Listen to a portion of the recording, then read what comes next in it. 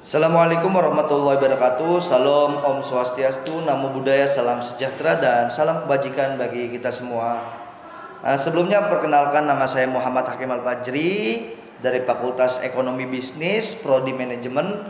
Dalam beberapa menit ke depan akan menerangkan tentang OJK, yaitu Otoritas Jasa Keuangan.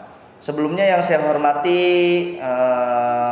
Bapak Ibu dosen di Universitas Pancasakti Bekasi, khususnya yang saya hormati Bapak Dr. Sugeng Prayitno SEMM selaku dosen pengampu dari mata kuliah Bank dan Lembaga Keuangan. Baik, untuk mempersingkat waktu, sebelum kita membahas lebih lanjut OJK, kita harus terlebih dahulu apa atau siapa OJK itu sebenarnya. Nah, OJK itu singkatan dari Otoritas Jasa Keuangan yang merupakan lembaga negara yang independen dan bebas dari campur tangan pihak lain. Nah, yang mempunyai fungsi dan tugas dan juga wewenang pengaturan, pengawasan, pemeriksaan dan penyidikan di sektor jasa keuangan. Hanya di sektor jasa keuangan. Nah, beberapa informasi yang bisa kita petik yang penting dari OJK itu, yang pertama, OJK itu dibentuk berdasarkan Undang-Undang Nomor 21 Tahun 2011 tentang Otoritas Jasa Keuangan. Yang kedua, tujuan dari pembentukan OJK adalah menciptakan sistem pengaturan dan pengawasan terhadap keseluruhan kegiatan di sektor jasa keuangan yang terintegrasi.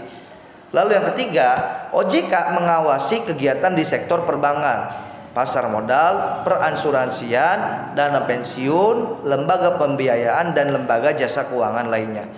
Yang keempat, OJK bertugas menjaga kepentingan konsumen dan masyarakat, serta memelihara stabilitas sistem keuangan.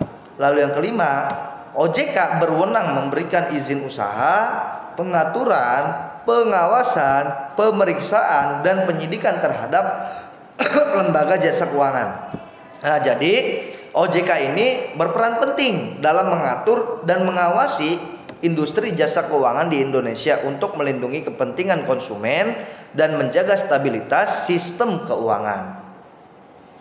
Nah, sebelumnya kita bahas terlebih dahulu tentang sejarah dan faktor atau sebab yang melatar belakangi terbentuknya OJK.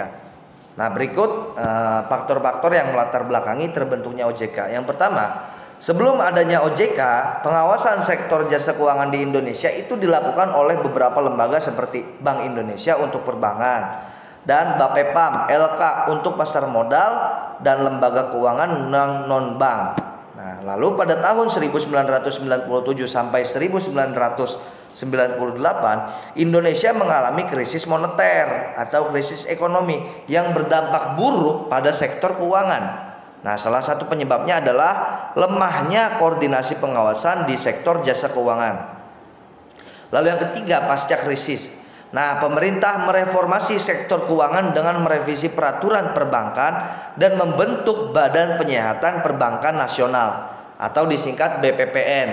Lalu yang keempat, namun pengawasan yang terfragmentasi dinilai masih menjadi kelemahan dalam sistem keuangan di Indonesia.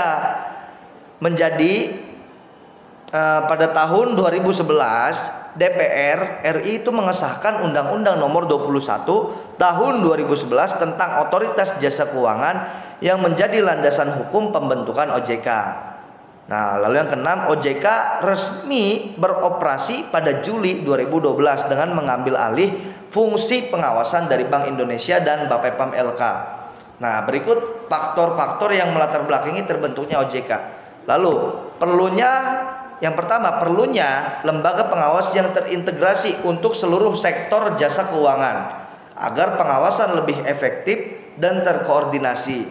Lalu yang kedua, meningkatnya kompleksitas produk dan instruksi keuangan, institusi keuangan yang memerlukan pengawasan yang lebih komprehensif. Lalu yang ketiga, perlunya perlindungan yang lebih baik lagi bagi konsumen jasa keuangan. Lalu yang keempat, menghindari terjadinya regulatory gap, celah regulasi yang dapat menimbulkan risiko sistemik. Lalu yang kelima, memperkuat independensi dalam fungsi pengaturan dan pengawasan sektor jasa keuangan. Lalu yang keenam, mengharmonisasikan pengaturan dan pengawasan di seluruh subsektor jasa keuangan. Lalu yang terakhir, memenuhi standar dan praktik terbaik pengaturan dan pengawasan di sektor jasa keuangan yang berlaku secara internasional. Nah, dengan terbentuknya OJK, itu diharapkan pengawasan sektor jasa keuangan di Indonesia itu menjadi lebih efektif, terkoordinasi, dan mampu melindungi kepentingan konsumen serta menjaga stabilitas sistem keuangan secara keseluruhan. Nah, itulah beberapa faktor yang melatar belakangi terbentuknya OJK. Lalu untuk apa sebenarnya OJK itu dibuat? Nah, berikut beberapa tujuan utama dari pembuatan OJK. Nah, tujuan utama pembuatan OJK adalah yang pertama itu menjaga stabilitas sistem keuangan. OJK dibentuk untuk menjaga stabilitas sistem keuangan Indonesia melalui pengawasan yang terintegrasi terhadap seluruh sektor jasa keuangan. Nah, dengan pengawasan pusat, OJK dapat mengidentifikasi dan memitigasi risiko yang dapat mengganggu stabilitas sistem keuangan secara lebih dini dan juga efektif. Lalu yang kedua, melindungi kepentingan konsumen. OJK bertugas melindungi kepentingan konsumen di sektor jasa keuangan. OJK menetapkan peraturan untuk melindungi hak-hak konsumen, menangani pengaduan konsumen, serta memastikan pelaku industri jasa keuangan itu menerapkan prinsip keadilan, transparansi, dan profesionalisme dalam melayani konsumen. Lalu yang ketiga, meningkatkan koordinasi pengaturan dan pengawasan. Sebelum OJK, pengaturan dan pengawasan sektor jasa keuangan itu dilakukan oleh beberapa lembaga seperti Bank Indonesia dan Bapepam LK. OJK itu dibentuk untuk mengintegrasikan seluruh fungsi pengaturan dan pengawasan dalam satu lembaga sehingga dapat meningkatkan koordinasi dan efektivitas. Lalu yang keempat, menciptakan sistem pengaturan dan pengawasan yang komprehensif. Nah, dengan kewenangan yang mencakup seluruh sektor jasa keuangan, OJK dapat membuat regulasi dan melakukan pengawasan secara komprehensif. Hal ini tentu membantu menghindari regulatory gap atau celah regulasi dan mencegah terjadinya arbitrase regulasi. Lalu yang kelima, memperkuat independensi pengawasan. Nah, OJK dibentuk sebagai lembaga independen yang bebas dari campur tangan pihak lain. Nah, independensi ini penting untuk menjamin objektivitas dan kredibilitas dalam melaksanakan fungsi pengaturan dan pengawasan sektor jasa keuangan. Lalu yang keenam, mengimplementasikan standar nasional. Nah, pembentukan OJK itu sejalan dengan kecenderungan global untuk memiliki lembaga pengawas sektor jasa keuangan yang terintegrasi sesuai dengan standar dan praktik terbaik internasional. Secara keseluruhan, tujuan pembentukan OJK adalah untuk menciptakan pengaturan dan pengawasan yang efektif, komprehensif, dan independen di sektor jasa keuangan Indonesia, sehingga dapat melindungi kepentingan konsumen, menjaga stabilitas sistem keuangan, dan mendukung pertumbuhan ekonomi nasional. Itulah beberapa tujuan utama dari dibentuknya OJK. Nah, OJK juga itu memiliki visi dan misi. Nah, berikut visi dan misi dari OJK atau Otoritas Jasa Keuangan. Visinya yaitu menjadi lembaga pengawas industri jasa keuangan yang terpercaya, melindungi kepentingan konsumen dan masyarakat, dan mampu mewujudkan industri jasa keuangan yang berkembang secara berkelanjutan dan juga stabil. Nah, itu adalah visi dari OJK. Lalu apakah ada misinya? Ada. Yang pertama, menjaga kepercayaan publik pada sektor jasa keuangan. Lalu yang kedua, menciptakan jasa keuangan yang adil, transparan, dan dapat dipertanggungjawabkan. Lalu yang ketiga, melindungi kepentingan konsumen dan masyarakat melalui edukasi dan penegakan hukum. Lalu yang keempat, membangun industri jasa keuangan yang tumbuh secara berkelanjutan, stabil, dan mampu memenuhi kebutuhan pembiayaan di sektor produktif nasional. Nah, penjelasan maksudnya yang pertama, visi OJK itu menegaskan perannya sebagai lembaga pengawas yang terpercaya, mampu melindungi kepentingan konsumen dan masyarakat.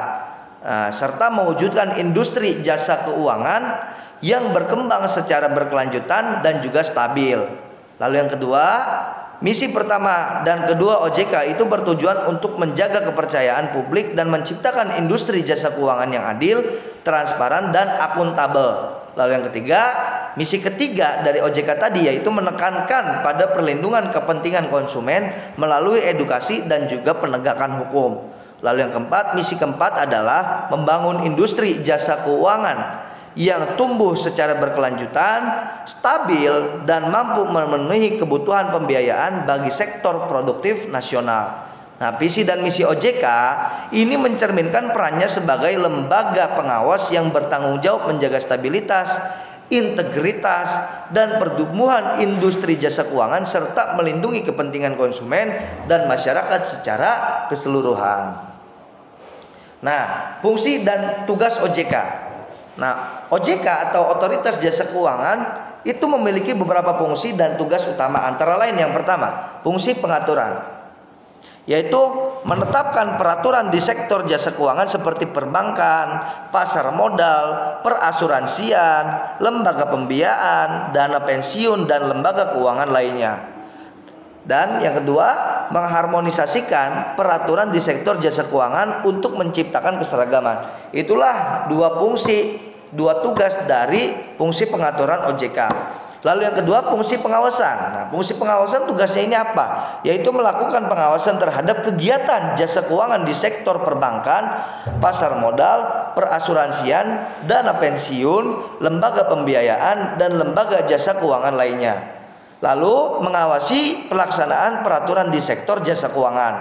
Lalu yang ketiga, fungsi pemeriksaan, yaitu melakukan pemeriksaan terhadap lembaga jasa keuangan untuk memastikan kepatuhan terhadap peraturan dan mendeteksi secara dini potensi gangguan terhadap sistem keuangan. Lalu yang keempat, fungsi penyidikan,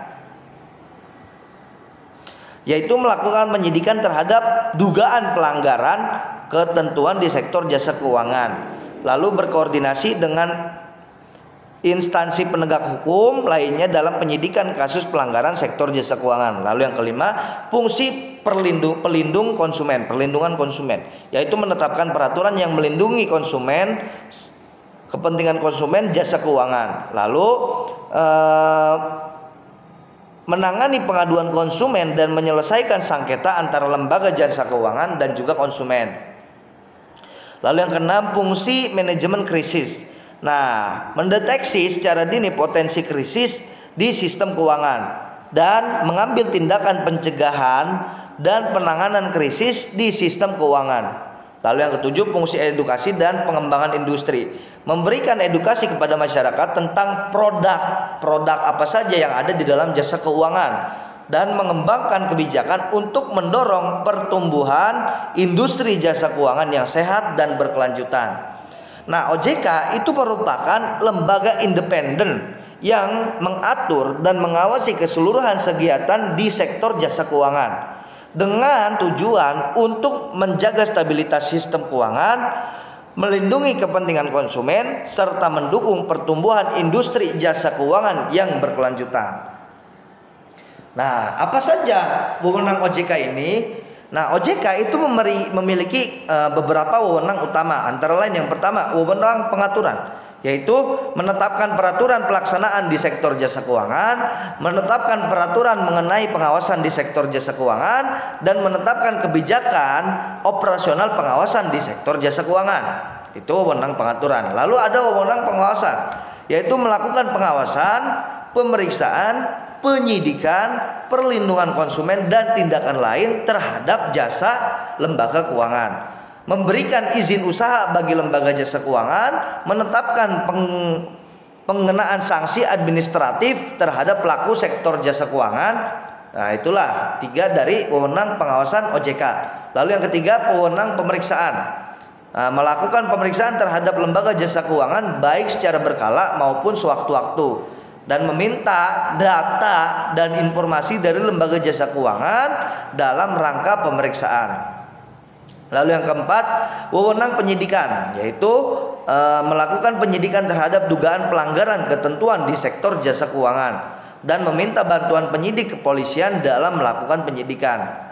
Dan ada beberapa wewenang lain, yaitu memberikan perintah tertulis kepada lembaga jasa keuangan, menghadiri rapat dewan komisaris dan direksi pada lembaga jasa keuangan, mengambil alih kepengurusan sementara lembaga jasa keuangan, dan mencabut izin usaha lembaga jasa keuangan. OJK memiliki wewenang yang luas dalam mengatur, mengawasi, memeriksa, dan menindak pelanggaran di sektor jasa keuangan. Nah, wewenang ini bertujuan untuk menjaga stabilitas sistem keuangan, kepentingan konsumen, dan mendorong industri jasa keuangan yang sehat dan juga berkelanjutan.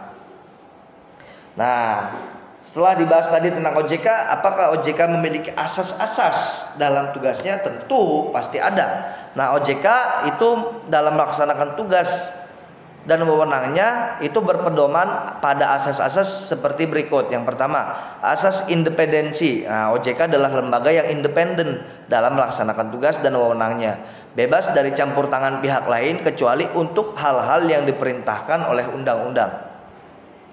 Yang kedua, asas kepastian hukum. OJK dalam pengambilan keputusan dan pelaksanaan wewenangnya harus sesuai dengan norma hukum yang berlaku dan memberikan kepastian hukum bagi pihak-pihak terkait. Lalu yang ketiga, asas kepentingan umum. Nah, setiap tugas dan wewenang yang dijalankan OJK itu harus diarahkan untuk mengutamakan kepentingan umum di sektor jasa keuangan. Lalu yang keempat, asas keterbukaan. OJK dalam menjalankan tugas dan wewenangnya harus transparan dan terbuka kepada masyarakat kecuali hal-hal yang ditetapkan sebagai rahasia negara. Lalu yang kelima, asas profesionalitas. OJK harus dikelola secara profesional, berintegritas, dan bertanggung jawab dalam menjalankan tugasnya untuk menjaga kepercayaan publik. Lalu selanjutnya, asas integritas. Nah, OJK itu harus memiliki asas integritas yang dalam. Dalam apa? Dalam menjalankan tugas dan wewenangnya dengan mengedepankan kejujuran, objektivitas, dan tidak berpihak. Lalu yang ketujuh, asas perlindungan konsumen. OJK itu harus mengutamakan perlindungan kepentingan konsumen dan masyarakat dalam pengaturan dan pengawasan di sektor jasa keuangan. Lalu yang kedelapan, asas kemanfaatan.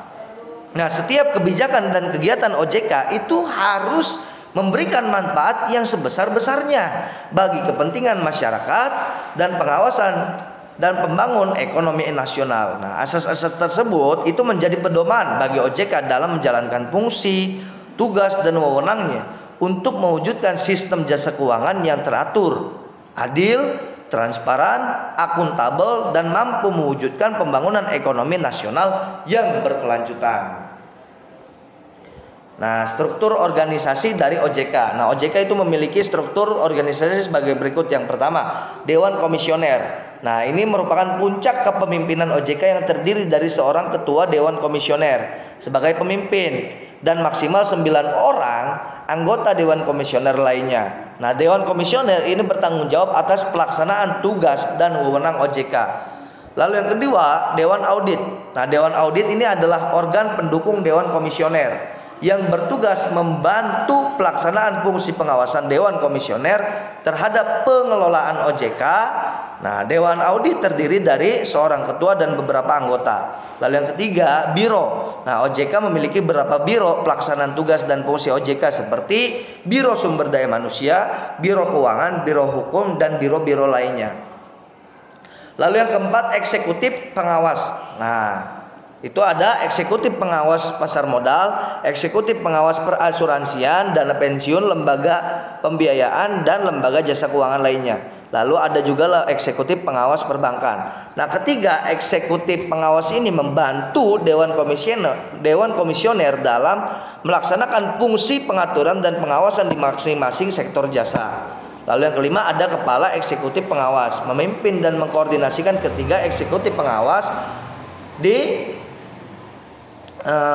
bawah pimpinan Dewan Komisioner. Lalu yang keenam, kantor regional. Nah, OJK memiliki kantor-kantor regional di Indonesia untuk membantu pelaksanaan tugas dan fungsinya di daerah. Nah, struktur organisasi OJK itu dirancang untuk memastikan efektivitas pelaksanaan dan wewenangnya dalam mengatur dan mengawasi seluruh sektor jasa keuangan secara terpadu dan juga independen. Mungkin itu saja yang bisa dibahas dari saya, kurang lebihnya mohon maaf. Sekian dan terima kasih. Assalamualaikum warahmatullahi wabarakatuh. Salam, Om Swastiastu, Namo Buddhaya, salam sejahtera dan salam kebajikan bagi kita semua. Terima kasih.